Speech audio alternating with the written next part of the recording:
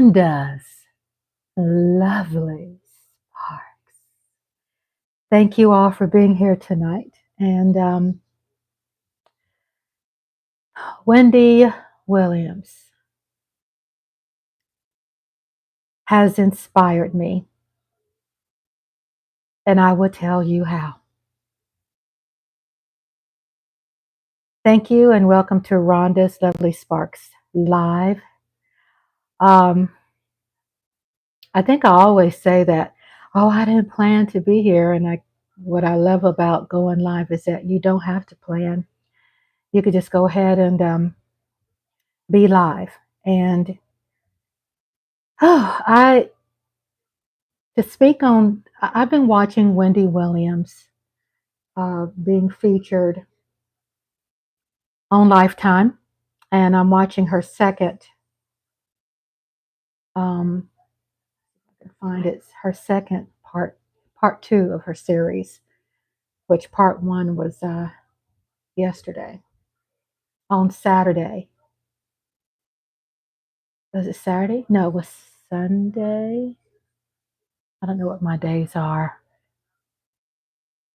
Let me look this up. Again, welcome to Rhonda's Lovely Sparks. I am live tonight or this morning. And today is Monday, the 26th. So this is, I want to talk about Wendy Williams and her diagnosis. Again, thank you, everyone. Thank you again for being here.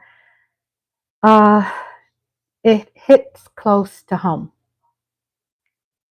I can identify with dementia, and I will share with you how I can identify with Wendy, with her family, with her friends, people who seem to appear clueless, and really just don't know, and people who do know, and how a bank has gotten involved. It is the government and the bank has gotten involved with Wendy and her condition and her finances. So I'm taking a deep breath because this show on Wendy Williams is very heavy. And I did not really think that I would be able to watch it. Not because I didn't think I would be able to, but if I wanted to. And I had to trust myself to do it, to watch. So, where is Wendy Williams featured on Lifetime? This is the part two series, which is, I believe, the last one. And I have it playing on my TV. Again, welcome everyone. It's playing on my television, but I have it turned down because of copyright. I don't want it to be where you can hear it, and because it's against copyright. But I do want to be here to share with you about just to have a talk. And is talking for me is therapeutic. You have to talk about things. You have to talk it out. You have to talk through it. You have to talk to someone. But my heart is so, I don't know if it's my chest, my lungs really. It's like that's that anxiety, isn't it? There's a healthy way of dealing with anxiety, which my channel is about that. And I'm looking at my TV because I'm trying to find Lifetime channel.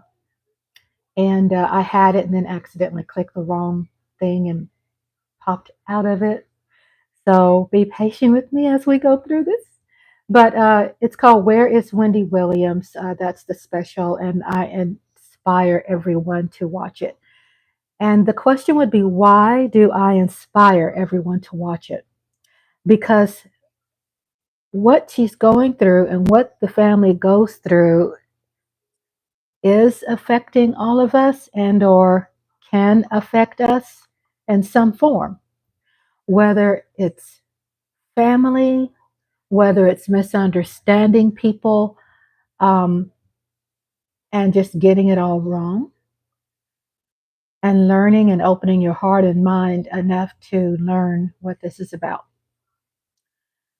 I am not saying that I'm better than everyone when I say this to you, but I am just sharing with you over 20 years of experience working hands on with people with dementia, chronic brain disorders, aggressive and violent Alzheimer's, and dementia, and brain tumors, and people who have been in accidents, and um, had brain damage and brain neurological neurological disabilities. And I loved doing that because I felt that I am gifted with helping people like that who are going through something like that, where when they were misunderstood, and I had a way of communicating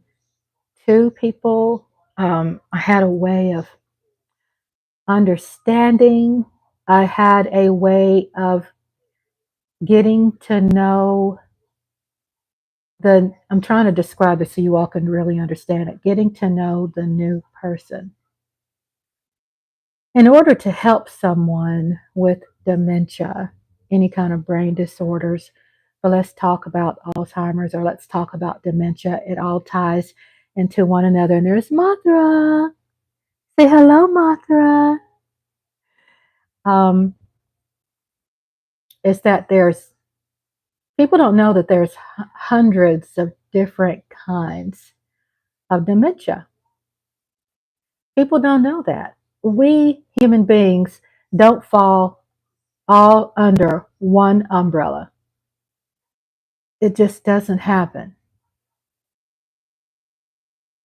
Dementia is there's hundreds of different kinds of dementia, which means usually dementia will come out and put emphasis on your dominant personality, right? Not saying it's, you know, cutthroat that, because I always call dementia the peekaboo disease. And peekaboo means it's very hard to diagnose.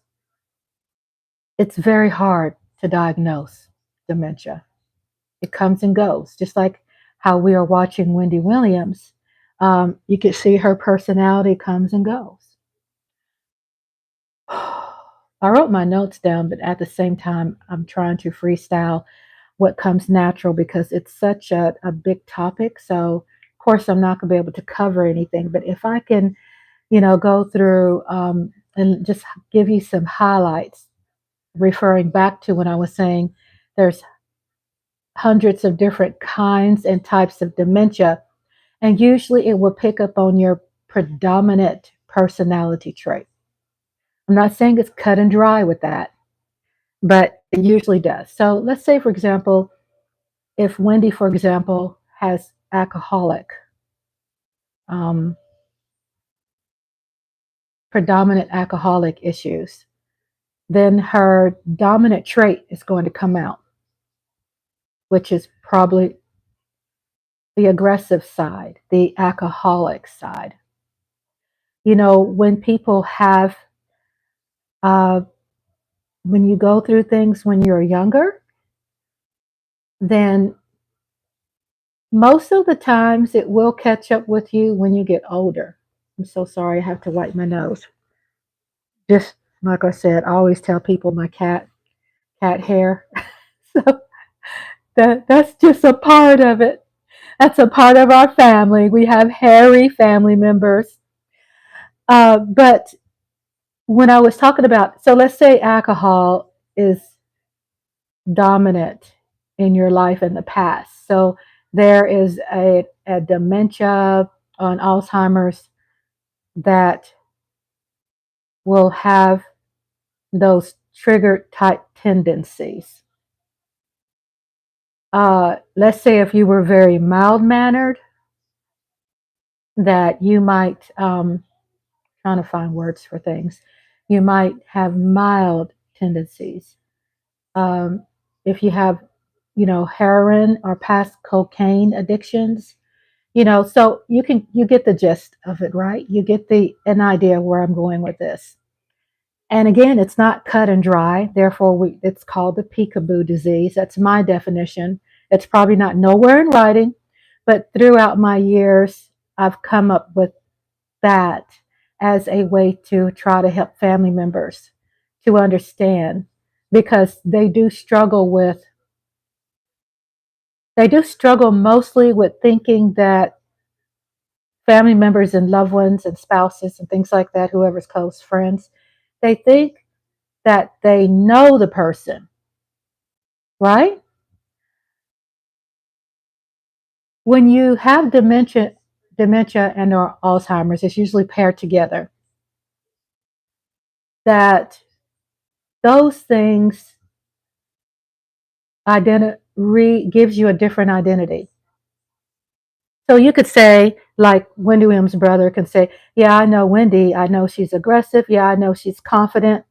Yeah, and the niece who was so sweet. Family members, not saying anything negative about the family members. I feel a very special place in my heart for them because it's a horrible thing to go through as a loved one. It's horrible, especially if you feel so blindsided. And there are people out there that are who you might think that understand it and might have titles like bankers, police officers, even doctors who don't specialize in that are not going to know. People tend to gravitate to people who, just because they have a title or just because they have a master's in sociology or psychology, in order to understand the diagnosis, you must be and you must understand that particular diagnosis. You can have a pediatrician, he's not going to specialize in dementia. And it's a lot of problems when you are dealing with people who are nurses. I'm not downing all nurses. We're talking about particular nurses who are wired, not so well, okay, in their so-called occupation. It's not so experienced. And that's when I try to tell people, just because someone has a title doesn't mean they're experts in their field. If you want to find a very good expert in your field, go by what you feel that they know. Make sure they are able to prove what they know. But even the masters in psychology doesn't mean they know it all. So you really have to trust your third eye. If you see something that is wrong, don't just flow with it because you think um, that they're entitled or have the master's degree or the PhD. You have to really have a third eye. And if you feel that you don't have a third eye, then you can pick and choose a friend or a family member who you trust, who you feel has a really good third eye and understanding, and then have that person to lead in a situation like this. Because just because you love someone with this diagnosis doesn't mean love is enough. Love is not enough, people. I know we can get caught up in saying some emotional, poetic things that makes us feel comfortable, but this disease is not about how we feel. I'm just keeping it real. It's not. It's not about how you feel. It's not about you. It's a whole different type. To be honest with you, it's a monster. It's a and I'm not saying the person who has it is a monster. I'm talking about the disease itself. And again, the person who ends up having it. I think with people with dementia and Alzheimer's, they end up having it for a very long time. It's not like it just sometimes just pops up. They've had it for a very long time.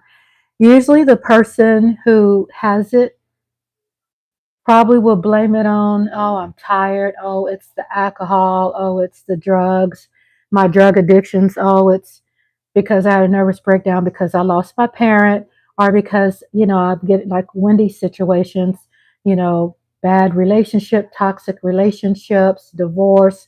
Those are things that can speed up the decline with the dementia. It can speed it up. But there was probably, and I'm saying this note, unnote, I am not a doctor, but there were probably signs of decline way before, she had a bad relationship, before it could be hereditary, and it could go way as back as a child. And, there are things that just developed and developed on the way. And as she got older, and those addictions probably just fed the monster. And with her situation, I'm looking at TV and watching, but I don't have it turned up where you all can hear it because it's against YouTube's, rules, copyright rules. I respect that. But that's the situation with dementia, Alzheimer's, is that, it usually picks up on the dominant trait, that you had, or the dominant thing that you did to your body, or the dominant things that you went through, or just whatever those things you went to. Dementia will seem to pick up on that dominant trait. So it's very complicated. It's something that if you want to learn it, read a lot about it every day. Don't get burnt out with it. But when I say every day, I'm not talking about get burnt out and become overwhelmed, but do it where it becomes intriguing, and where it becomes a aha moment, where you become enlightened, and read about it and join an Alzheimer's group. I'm a member online to a free Alzheimer's group. There's plenty of them online. Join them if you want. And you say, well, Rhonda, why are you joining? Why are you don't have it, Rhonda? We don't really know what we do or don't have until it's too late.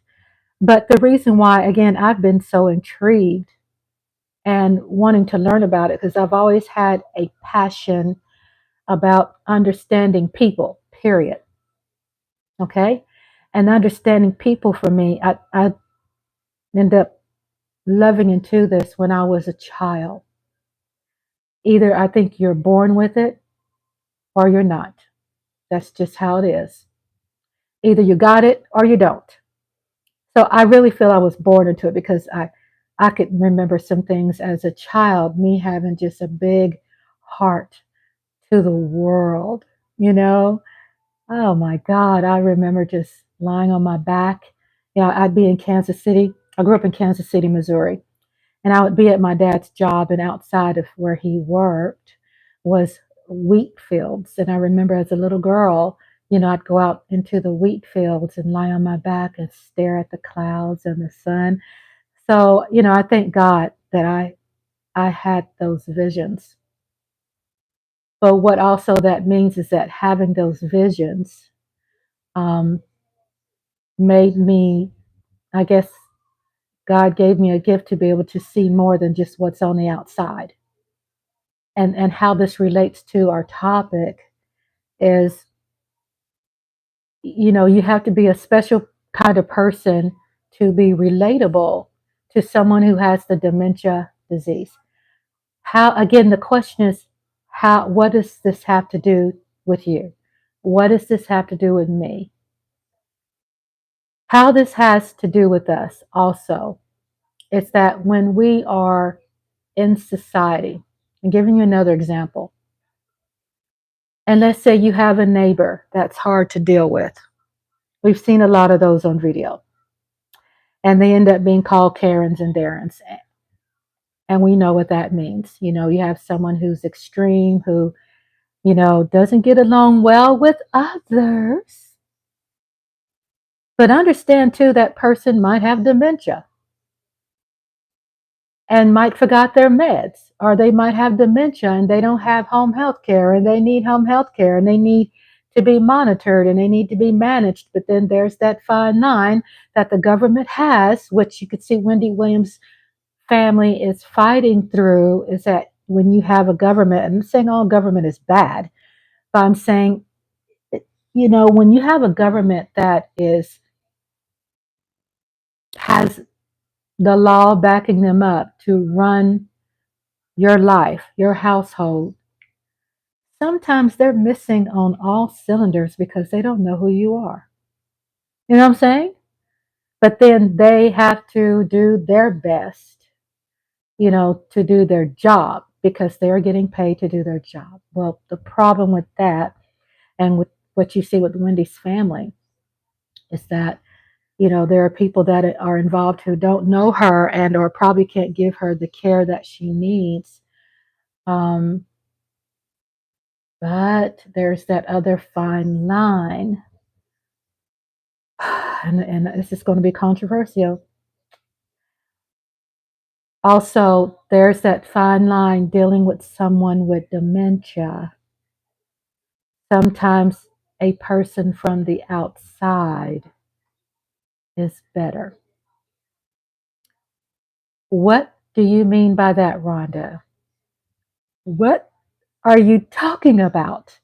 I can hear you all going off. Again, dementia is not the same person. And you can also have family members who feel powerless, and they feel that they do know the person. And my advice is, when you have someone in your life who has dementia, get to learn the new person, because they 100% is not that new person.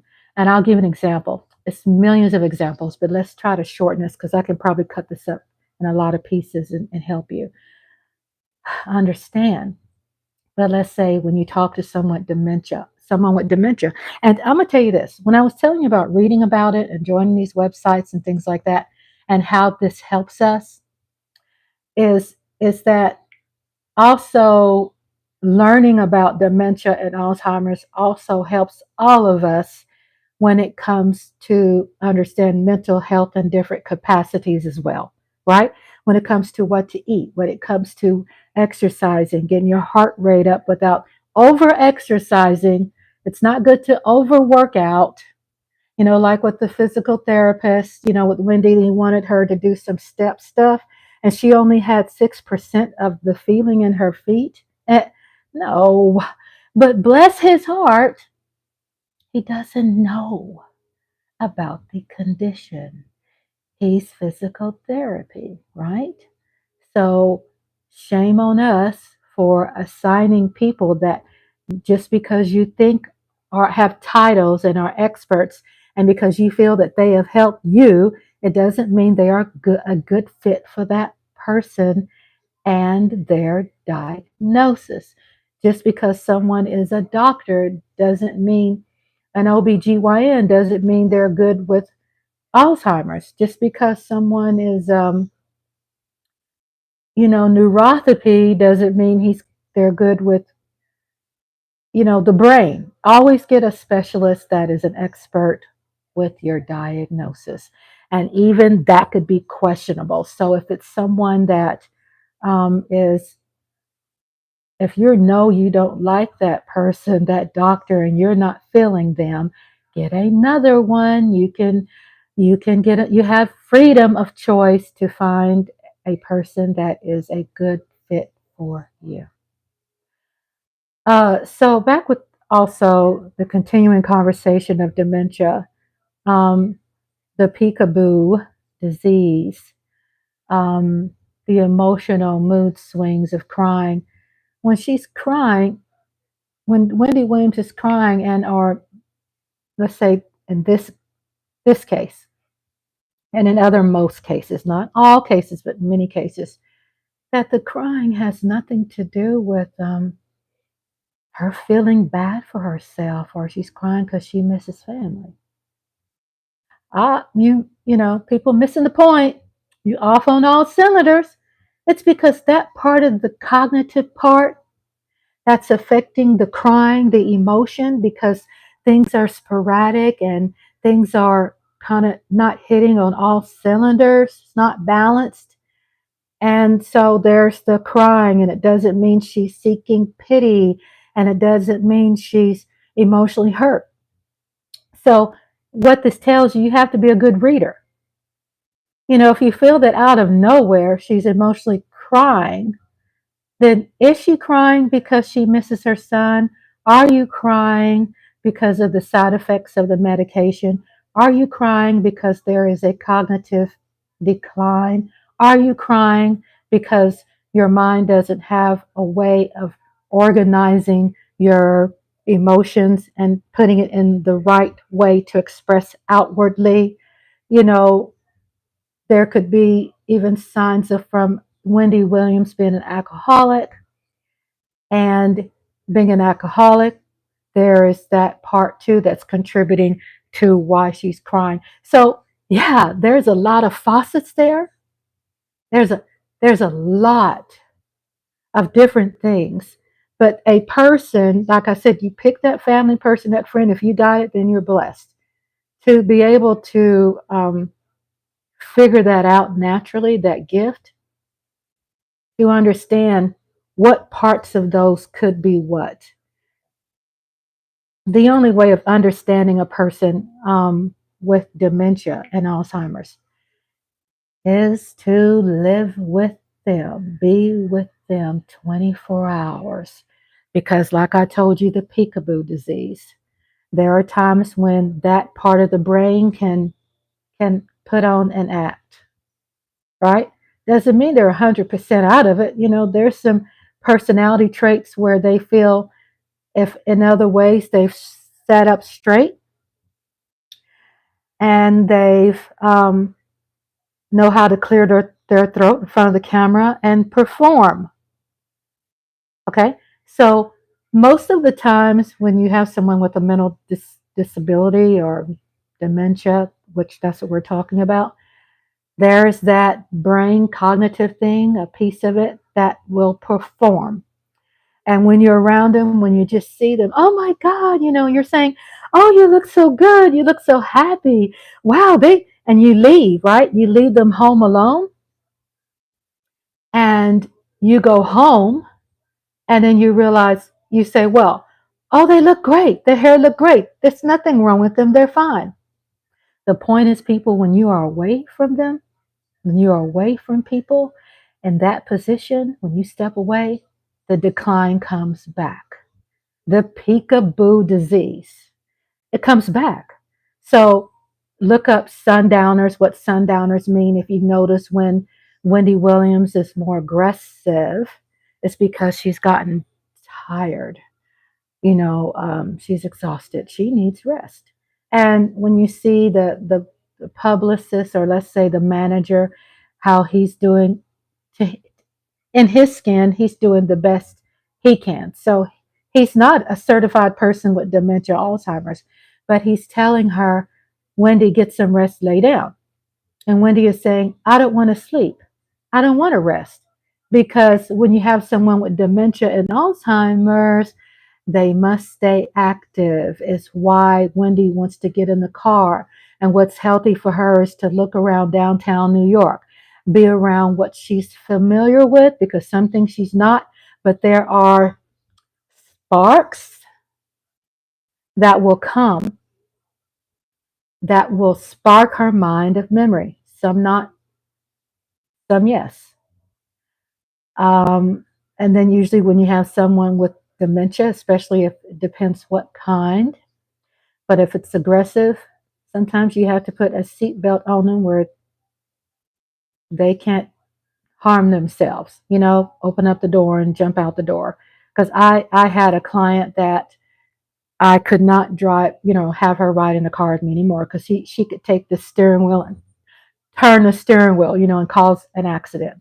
So you just have to really dig deep, do the studying, because if you love someone, if you really care, then you really need to study about their condition. You don't have, again, to overwhelm yourself, to grab 100 books. And if you want to grab 100 books, go to the library. Does people still go to the library? I'm still saying library because I still love the library. Okay, I like books, and so people will still, if you really want to learn, and it's not hard and it's not overwhelming. If you love someone, it also helps you, caregiver, loved one, family member. It will help you cope and deal with it when you seek understanding, when you learn, because you will have a lot of aha moments. Okay, so it helps you too. So I was saying, when you love someone and you learn and educate yourself a lot about it, then you are better for them. If you are not going, to be honest with you, if you're not going out of your way to learn about someone's health, and you call yourself their caregiver, you say that you're in love with them, you saying that you care about them, and if you're not learning about their situation, how are you going to be able to help them? Because they are the new them. What that means, I'm my new me. Well, this person is their new me. Does that make sense? It's new. It's get on their level. Learn how to communicate with them in their newness. Learn how to talk to them being learn how to be relatable to them. Don't be selfish with their diagnosis. They have a diagnosis, then people who are caregivers and loved ones have to go through learning about them, because honestly, y'all, it is about them. You cannot make an inch about you. When you clock out, when you have some time for yourself as a caregiver and a loved one, yeah, drink water, take your vitamins, hydrate, hydrate, hydrate, breathe, nurture yourself. But when you're with that person, then in order to make it about them, you learn about them so you can be better for them. If that makes any sense, I'm trying because it's complicated. And when people have situations like that, it's not cut and dry.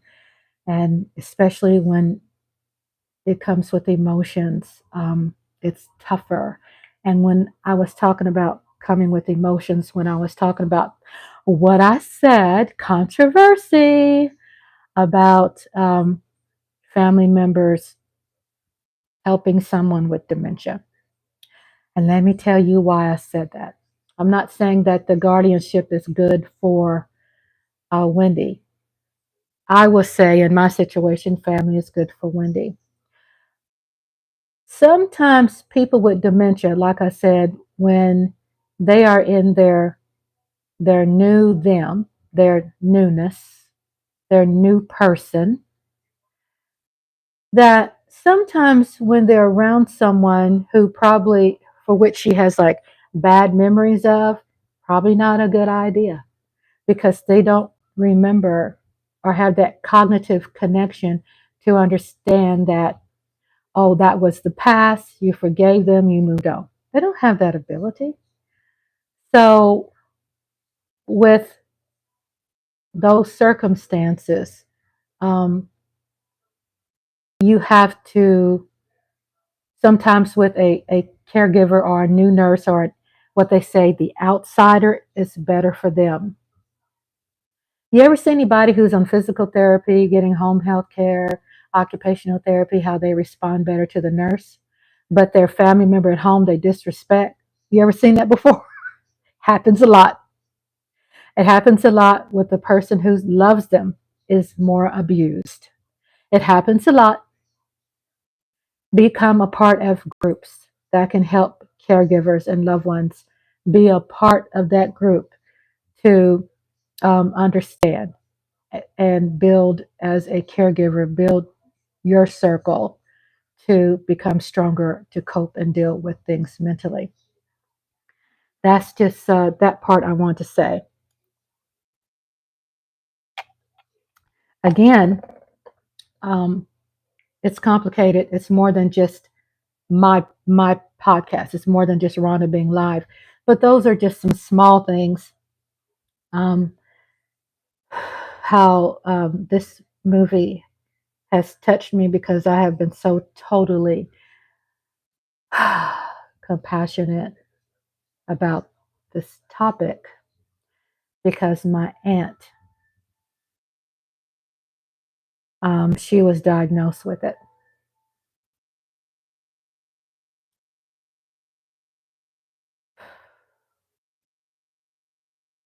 That hits home.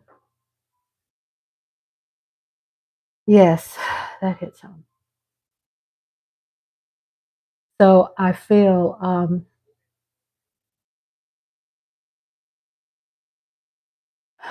really sad about. I can identify with what Wendy Williams' niece is going through because my aunt had it and she has passed away.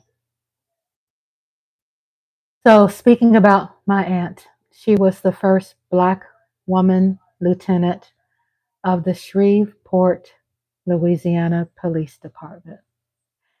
And I'm going to say that with smiles because I have to smile to feed back into me the beauty of my aunt.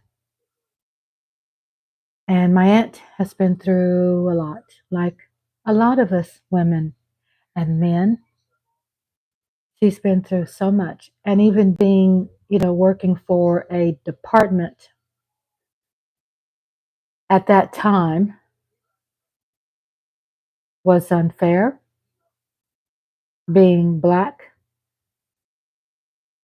there were passive aggressive ways implanted in Black people's work environments to cause distress, to create mental decline.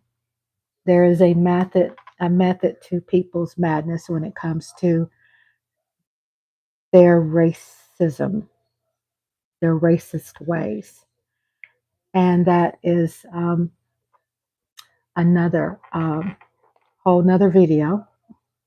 And I'm trying to set my camera up again because things are falling apart because I have a ghetto setup. And I love my ghetto fabulous setup. Nothing wrong with that. Um, so it's hard to talk about, but I know I need to get it out. And again, I'll expand more on it. 38 minutes into the show. Welcome to Rhonda's Lovely Sparks. And I hope that I'm giving you sparks. I'm hoping that I'm giving you some seeds of love. And I hope that I'm giving you some beautiful feelings as we work through this very difficult discussion, as we work through this very difficult, as we watch Wendy Williams in a position of difficulty. Ah, it's hard. And yeah, my aunt. So she was a firecracker.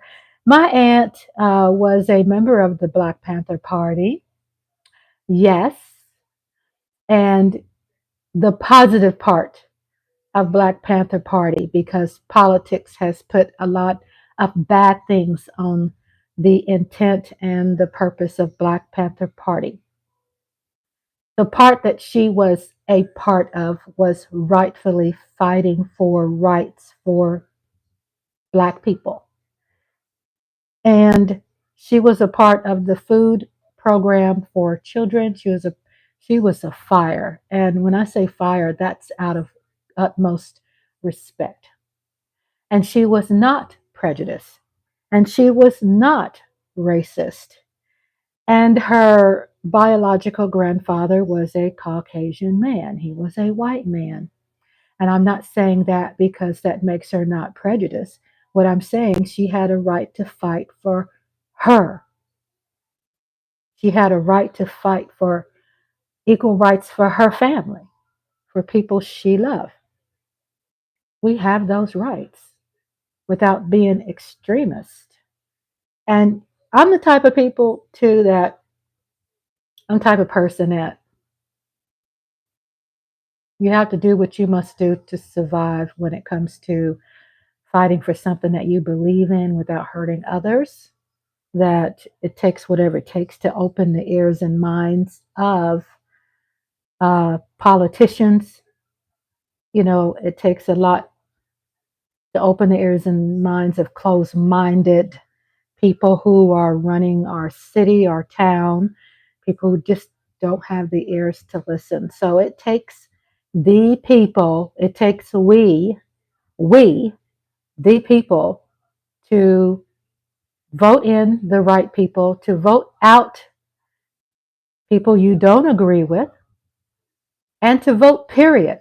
Because when you don't vote, you have voted someone in most likely you don't like. That's not speaking your language. So, what does this have to do with my aunt and her beautiful personality? A lot of people say in my family that I'm like her, and I'm like her on steroids. she she was so much fire.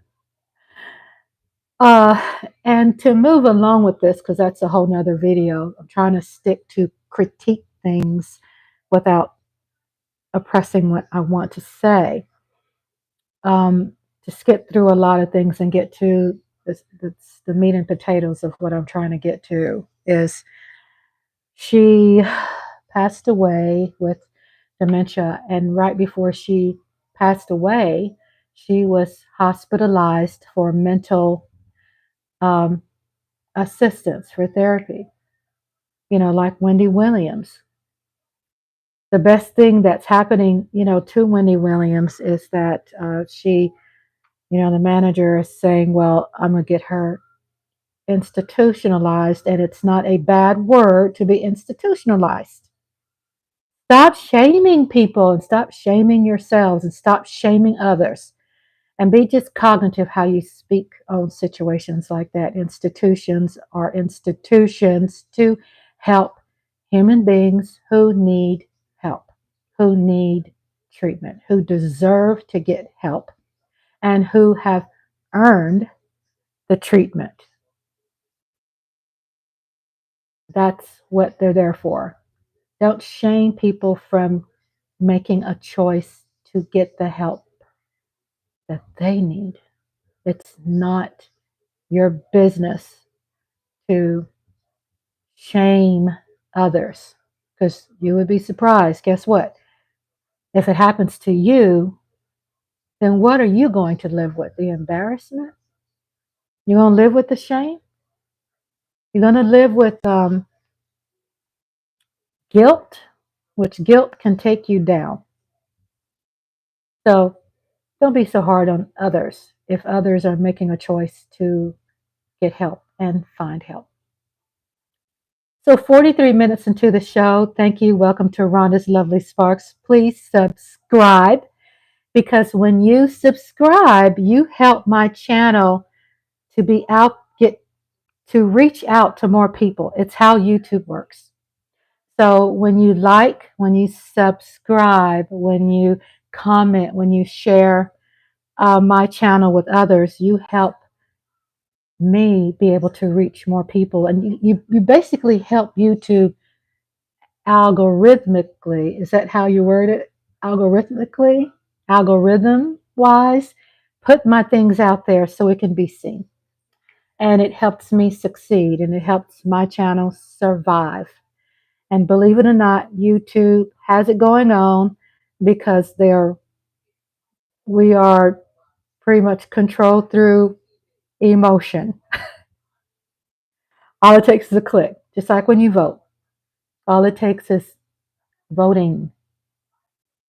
Be consistent. Um, Again, I thank you all for being here. Like and subscribe and share and comment. And I was reading about, I mean, I made notes about the, the delusion, the decline of the body with dementia. Again, I will do a lot of shows on this because my channel is about, it's about providing a safe place for people.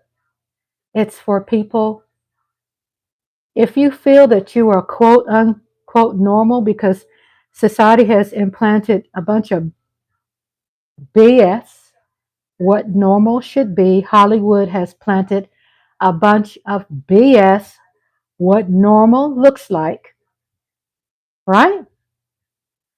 So I'm not going to use that word normal. I'm going to say everybody needs positivity. And that's what my channel is about. Everybody deals with stress. My channel is about how to deal with stress free, how to have a stress free life, how to maintain as much sanity as you can, how to cancel out things in your life, have circles, have boundaries in your life, how to do things that helps you live longer, how to do things that make you happy. And I'm so glad to be able to talk about this with a smile, because I did not know how I was going to be able to talk about this when I was speaking about my aunt, who passed away. And I really can't remember when she passed away, because in my heart, I really haven't grieved her hard. And I don't think I have to grieve her hard. I have her there in my heart, and I'm good. You know what I'm saying? I don't have to go through, I didn't go to her funeral, and I didn't have to be there to watch her lifeless body and get buried and go through everybody around me grieving and passing out and wanting to jump in there in the dirt with her and banging on the coffin. I just didn't want to go through it. So that's my personal thing. And with my personal saying, I'm like, I, with my belief up here, I'd rather plant flowers than go to funerals. And that is my thing today, baby. I have stopped going to funerals and I started planting flowers. I expand on my garden. When I feel a little something, something, then I'll go buy me a tomato plant. Or basically, I'll just, use the tomatoes that I have, and I start from the seed and I grow, my tomatoes, and I plant, nurture, culture, which is another show that I plan to do as well. Is how do we tie in having plants? How do we tie that into mental health? What is the purpose? How does this affect us? So I wanted to tell you about that too. But with my aunt, yes, she passed away with it, and my aunt she had that look, like how Wendy looks. She had that look, the eyes, the part where she's like this, and she's, even though they could say, oh well, she's got thyroid disease. It's a lot of the dementia. Okay, so it's like she's pulling in through her eyes. The dementia, the cognitive, whatever's affecting it, and how it's affecting whatever part of the brain. Even when it comes to understanding, she's pulling in the whole world through her eyes. And the eyes, they said, sees all, be all. And God knows that that woman has been through a whole lot when she's struggling through it. So her eyes has a lot to do again with, you know, her diagnosis, the dementia. But my aunt had the losing of the hair, the sporadic personality, the when you're having a conversation, it's not popping on all cylinders, with like on Wendy WIlliams. What I love about the show of how they're airing Wendy WIlliams is when blacchyna was there. And she made me feel so good when I saw Wendy WIlliams show on Lifetime. Blacchyna gets it. And Um, y'all don't know that I see Black China in a whole different light. Even though I don't try to judge others, I don't try to be so judgy. But I would say because of the show, I see Black China as just a doll baby, a darling sweetheart. When she was being so relatable to Wendy, and if you notice how Wendy was responding to Black China, she absorbed Black China's energy. People with mental decline, they know when you're an asshole. They know when you're a complete ass. Just being honest with you. They know people with mental health disorders, they know when you are an asshole. They know when you're being mean. They can pick up on your dark energy. So when Black China is talking to Wendy Williams was smiling. She loved Black China's tone. That's her friend, right? Who she had on her show and on Wendy Williams' show, and she's a great artist. And I'm just trying to get everything tapped into on my devices because different things are popping up and people are sending me messages, and I'm like, I am live, but life doesn't stop just because you're on live. But speaking about Wendy and my aunt had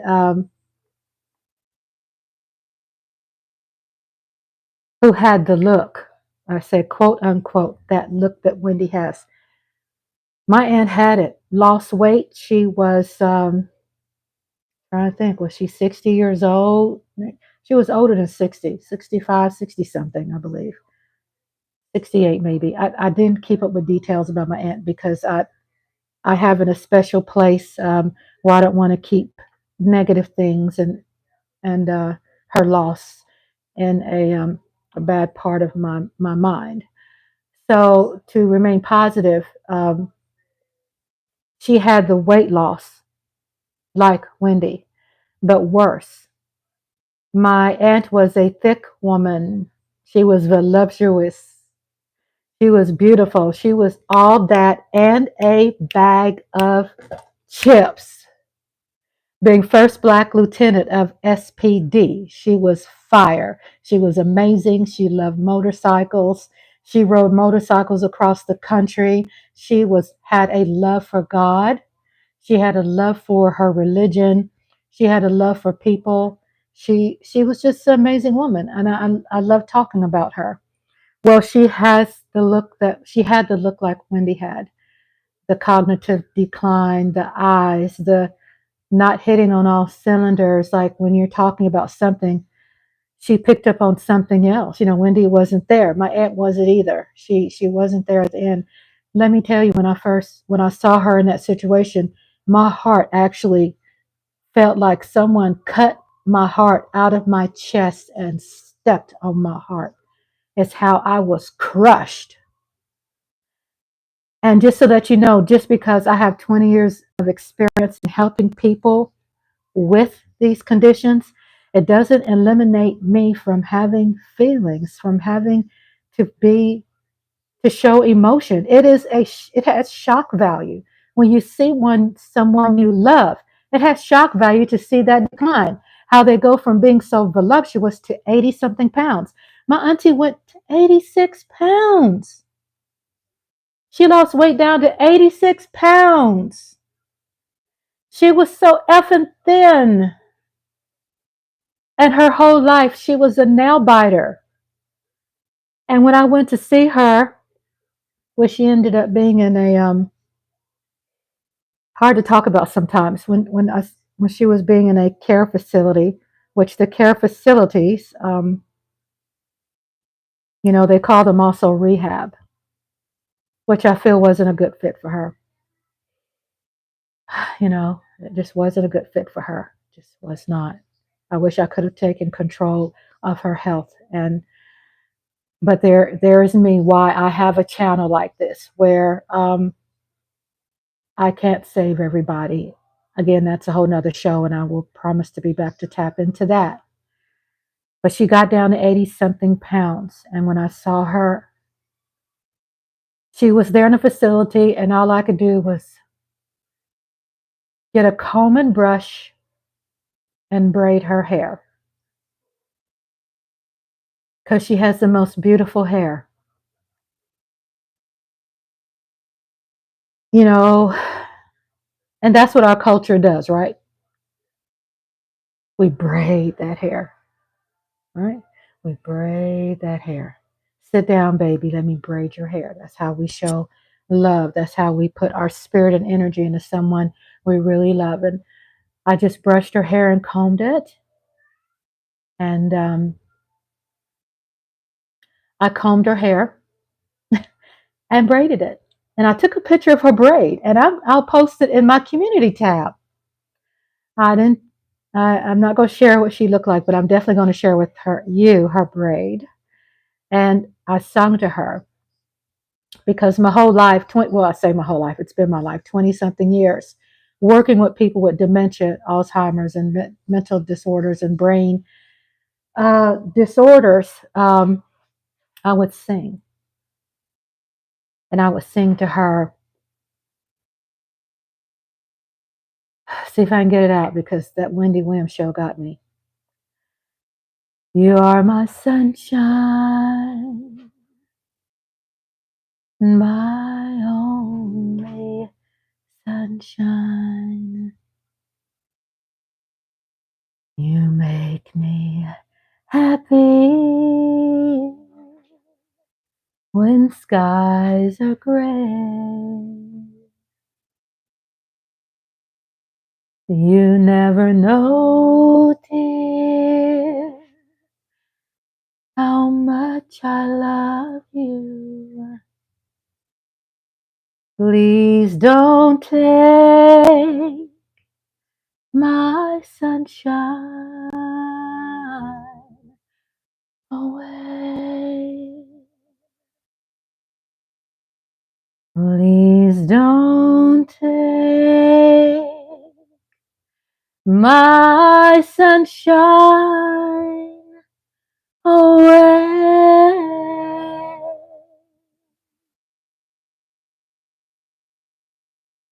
I will close this while saying that I love you.